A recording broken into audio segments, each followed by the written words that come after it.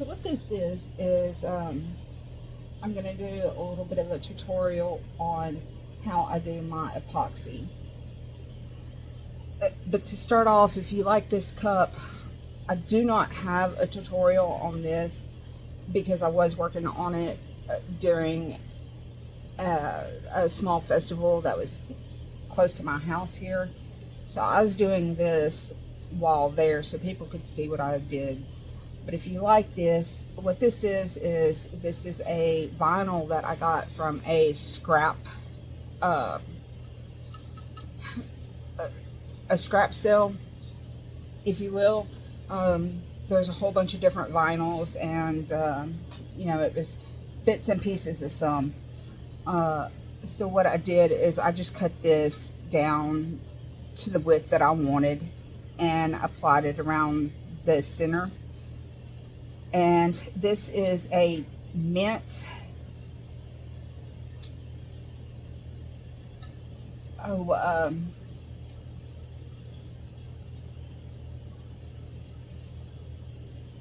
like a powder paint. I'm sorry, kind of went I don't remember what exactly it's called, but you can mix it up. It's kind of like taking acrylic paint and adding powder to it to where it dries a lot faster. This is a mint and this is a light pink, and I kind of chose those colors because the colors that was in this vinyl right here. So I wrapped the upper portion of this vinyl with regular painter's tape, so that whenever I painted the lower and the upper half, then I didn't get that onto the vinyl itself. So once that was dried, I went over and put just stick and re-stick, or also known as Allen's tack it, over and over. And I laid that down on each portion of this paint. And I went in with, it's a Mr. Nola's glitter, and it's not labeled, but what it's kind of like a dump bucket. So it's iridescent colored glitter along with the white glitter, and just sprinkled that over the glue that was on the upper and lower portions of this cup.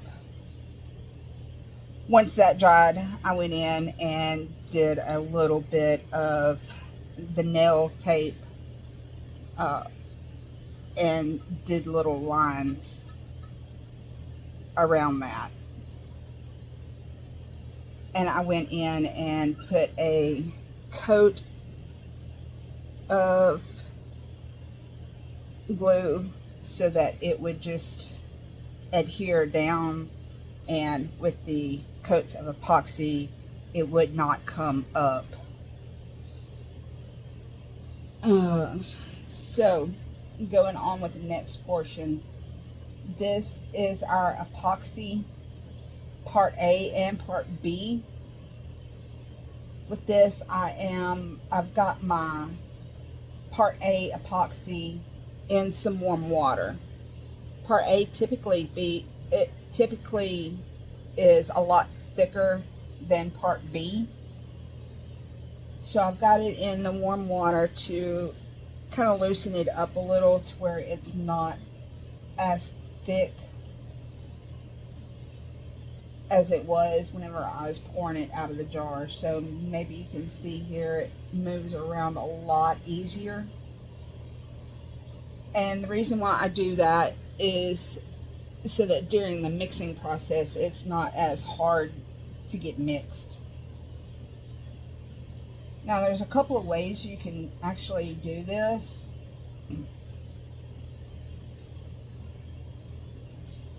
I've got 15 milliliters of each poured out into these little cups.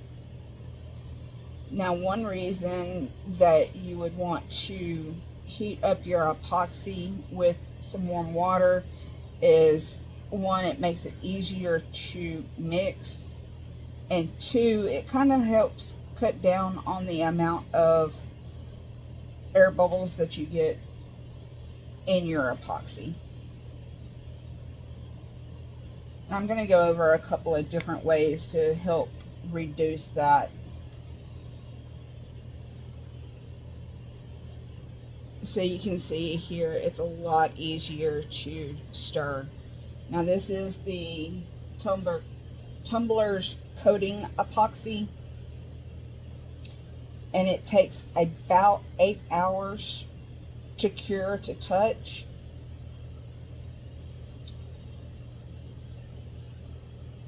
And I keep using this because I've got such a large amount of it. But once I get this all used up, I'm going to switch to Mr. Nola's Speed Dry, because I tend to be impatient. So the faster that those layers of epoxy cures, the faster I get to move on to the next step. But with any of your epoxies, you want to stir fairly slow, and that helps ensure you have less air pockets in your epoxy. Now whenever you're stirring, you want to make sure you scrape all the sides and the bottom. And unless you're working with a fast dry or like a hyper speed epoxy, you want to stir for 3 to 5 minutes. And what you're looking for is that there's no strings, if you will, in your epoxy.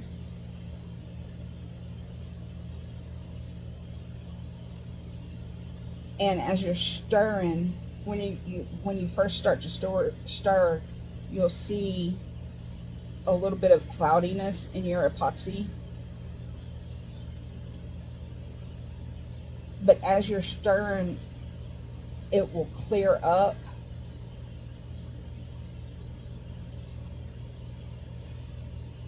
And you won't have as much cloudiness. And that's when you know it will be good to use. Now, I typically stir a lot more fast, and I wound up with a lot of air bubbles in it.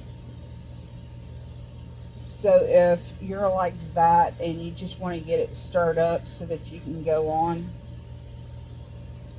once you get it stirred and you have a lot of air pockets, you can set it off to the side and let it sit for about 5 minutes while you start prepping everything else.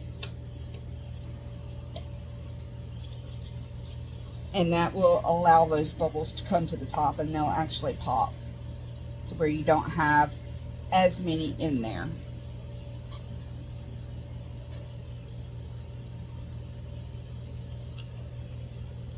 Now the main thing you want to do in messing with epoxy is, excuse me. Okay, I'm sorry about that. So the main thing whenever you're dealing with epoxy is you want to have your proper PPE. And so I use nitrile gloves. That's really what you need. You don't need gloves that comes really thin, because this is chemicals, and the nitrile gloves help against like chemical burns and stuff like that. So always have your nitrile gloves. You want to have a proper respirator, which while I'm doing this video, I can't really speak with having a respirator on, and I know it's extremely bad, but I get really claustrophobic. I used to be on the fire department and always had to wear the masks and stuff. Um, and I had to quit doing actual fire calls because I would start to hyperventilate. So it's bad, but I don't use it. I will use small face masks, like they said that we had to wear during COVID. I'll wear them while I work with this.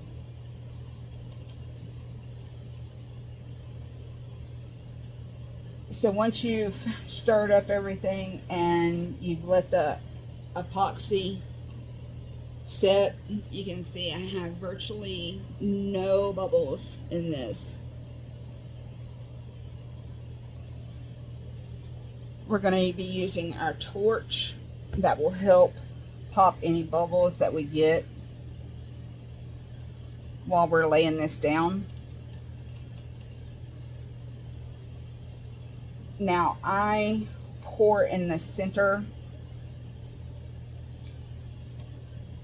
and for the most part I work from the bottom to the top, and what that does is that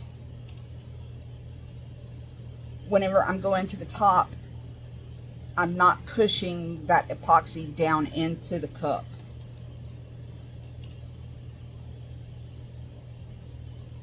I used to do that whenever I first started this, and I actually learned from Summer Noel with Little Lee and Rose, or also known as IWantGlitter.com.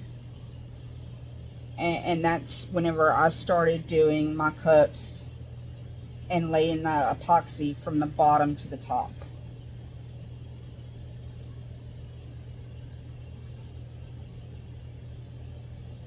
So you can see I just pour off quite a bit, and I'm pushing this from the bottom of the cup to the top. And as you do that, if you think about it, if you're working from the top to the bottom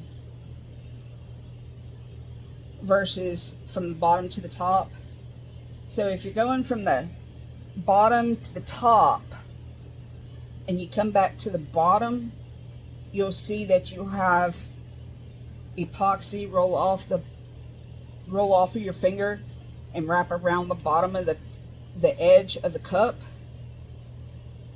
So if you're doing that from the top to the bottom, each time you come back to the top, you're raking that epoxy off and it'll drip down into the cup. So that's why I like to go from the bottom to the top.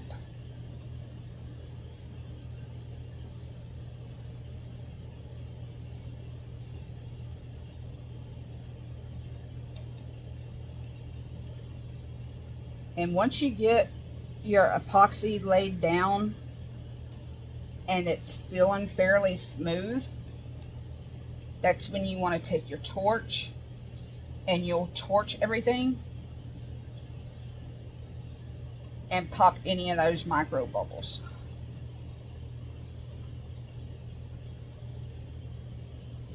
And for me to lay epoxy down, it generally takes me about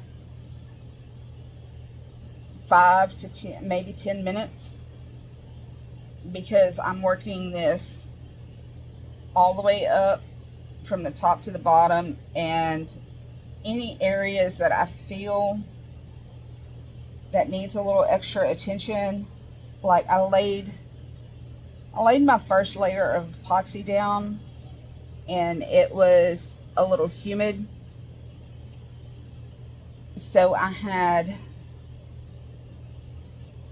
fish eyes in my epoxy, so I'm having to pay a little more attention to that area, and it was down here around the bottom. So I kind of want to get those filled in a little bit, and that's the reason why I pay more attention to it. A lot of the epoxy likes temperatures between 75 and 80 degrees.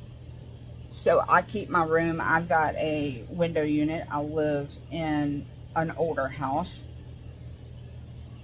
and it's a really large older house. So I have a window unit in the room that I do my crafting in, and I keep it set at about 77 degrees. And so far I have had no issues with any of my epoxy being set at that temperature. So once I get close to the end of the container, here I used 30 milliliters because this is a 30-ounce cup. I typically use 1 milliliter per ounce of the cup size. So if I had a 20 milliliter cup, I would mix up 20 milliliters of my epoxy. 30 milliliters, I use 30 milliliters of epoxy. Or 30-ounce cup, I would use 30 milliliters of epoxy.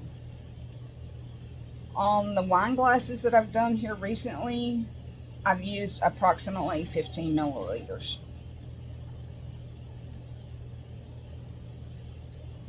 Once we have this laid and it looks smooth, I lean back and look down the cup to see if there's any ridges or anything that I need to kind of work out. And if not, I think we're good.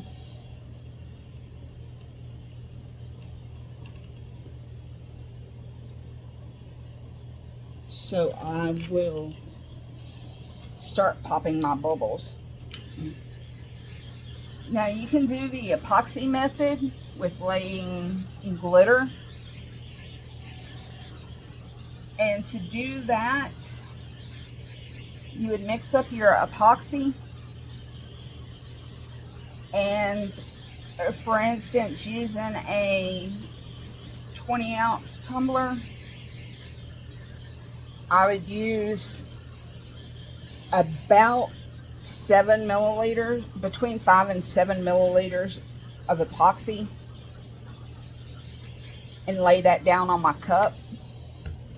And that is it's going to be really hard to pull your epoxy on your cup because you're putting such a thin layer.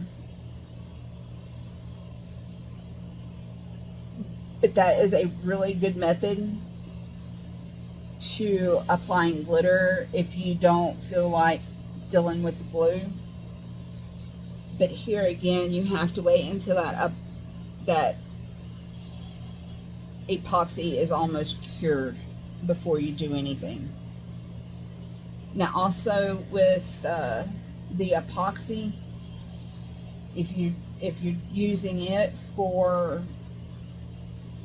laying your glitter, you're using such a small amount that once you lay your glitter, you can take your parchment paper or your regular copy paper, whatever you're using to catch your glitter so that you can put it back into your container. I will take and lay my tumbler down on that parchment paper, and I will begin to roll my parchment paper around that cup and lay that glitter down. And especially if you have a chunky glitter, if you do that, you'll have less layers of epoxy to cover up and make that smooth. So all you'll do is you'll put your thin layer of epoxy down, sprinkle your glitter over the epoxy, and once you've got that done, you'll take, I'm going to use this paint can and this napkin as an example. Once you've laid your epoxy down and you sprinkled your glitter onto your tumbler, and it's a really, really fine layer of epoxy, you would lay your tumbler down on your parchment paper and roll it up, and use your hand to press down that glitter like so. And as you're rolling, that's also helping put that pressure to where you're getting that glitter laid down really well. And you won't have to worry about so much of that glitter poking up. Now, once we've put our glitter on and we've torched our cup, I like to let it spin in one direction for a few minutes, and then I'll switch the direction of my turner and allow it to spin for a few seconds, and I will torch my cup again. Usually I torch my cups for two full rotations. And you want to torch it really fast, because if you hold it in one spot for very long, it will actually burn your epoxy and it will cause issues. So now that we've got that done, I think this will be the last coat of epoxy I will have to do to this cup. I have to touch up the bottom of this, and that may be just my little logo sticker, and I'd put another coat of epoxy over that. And once this is smooth, if you wanted to put a sticker somewhere on your cup, whether it be up here, anywhere on here, once you put your sticker or your water slide on there, you would want, I typically seal my stuff no matter what, and I would use polyacrylic, and that's what I actually used. I couldn't think of the word earlier, but whenever I laid my pinstriping down, I used polyacrylic to go over it and seal my pinstriping. I'll use polyacrylic also on my water slides and stuff like that. And then I'll go over it with another coat of epoxy. Now, if I do something special with my epoxy, such as like I've got a design in my mind, and I don't know how I'm going to get it on the cup yet,